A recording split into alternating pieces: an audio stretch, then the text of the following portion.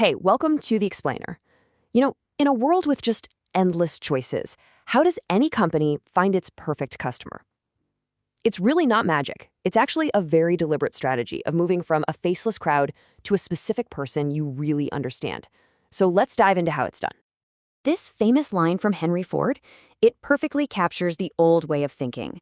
A century ago, the whole game was about production efficiency. You made one thing, you made it well, and pretty much everyone bought it. The focus was totally on the product, not the person. But wow, has the world changed. And this really shows you that crucial shift from mass marketing to what we now call micro-marketing. We've gone from the one-size-fits-all Model T to a world where you can design your own laptop or order a ridiculously specific coffee. The focus has completely moved from the factory floor to you, the individual. So how do businesses even begin to understand millions of different people? Well, the answer is you don't try to understand everyone at once. The very first step in making sense of a huge, messy market is to carve it up into smaller, more manageable pieces. This process is called market segmentation. The easiest way to think about it is like this. The entire market is a giant pie. Trying to eat it all in one go is impossible, right? So you slice it. You cut it into these manageable pieces, where each slice has people with similar tastes or needs or behaviors. The whole goal is to create these similar, understandable groups. And businesses slice that pie in four main ways. You've got the classic methods: geographic, basically where you live, and demographic, your age, your gender, your income. But the most powerful insights today, they come from the other two: psychographic, which looks at your lifestyle and values, and behavioral, which tracks what you actually do. And that leads to a really critical question. Just think about it for a second. Are all 20-year-old college students the same? Of course not. Some are going to be early adopters who buy a new phone on day one, while others are way more cautious and wait for reviews. Some are super loyal to one brand, others switch all the time. Simple demographics just can't capture that kind of complexity. This is exactly why modern marketing digs so much deeper. See, psychographic and behavioral data tell you why people buy, not just who they are. It's the difference between knowing someone is 19 and knowing they are a risk-prone innovator who is loyal to tech brands. Now that is a much more useful piece of information. So, you've sliced the market into these distinct groups. What's next? Well, you have to decide which piece of the pie you're actually going to go after. And this is where the real strategy kicks in. Let's be real, no company, no matter how big, has the resources to target every single segment out there. It's just not possible. The very essence of good strategy is about making choices. You have to pick the group, or maybe a couple of groups, where you have the best chance to win and create real value. And you don't just pick a segment at random. Smart companies run it through a checklist, kind of like this one. First, is it measurable? Can we actually figure out how big this group is? Is it substantial enough to be profitable? Is it even worth our time?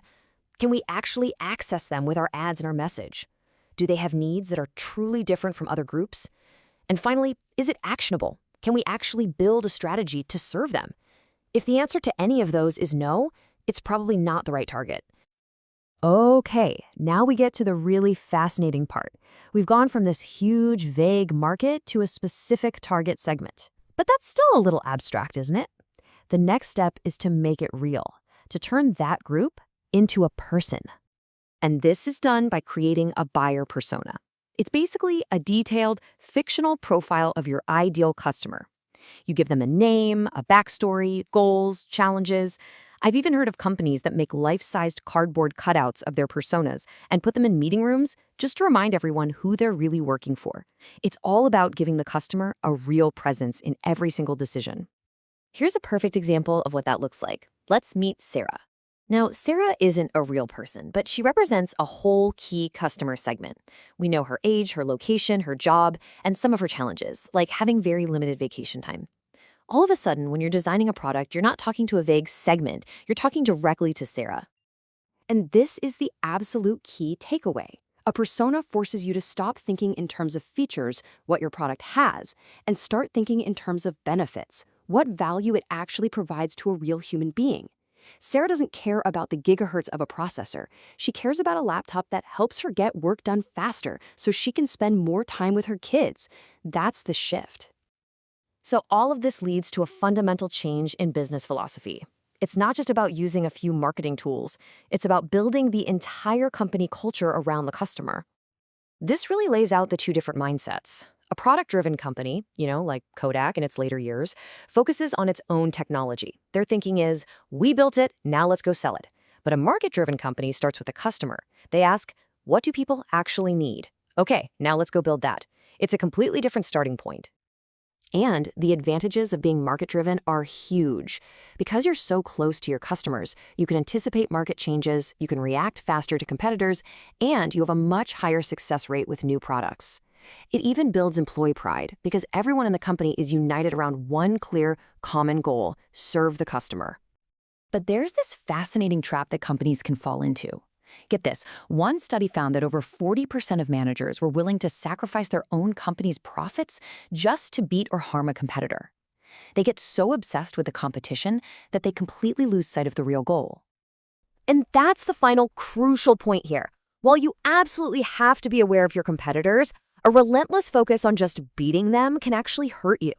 The ultimate path to sustainable success is a balanced approach. Understand the competition, but obsess over creating value for your customer. So I'll leave you with this question. Think about a brand you truly love. Are they product-driven, focused on their own tech, or are they market-driven, focused on solving your needs? The answer says a lot about why they've earned your loyalty. Thanks for tuning in to The Explainer.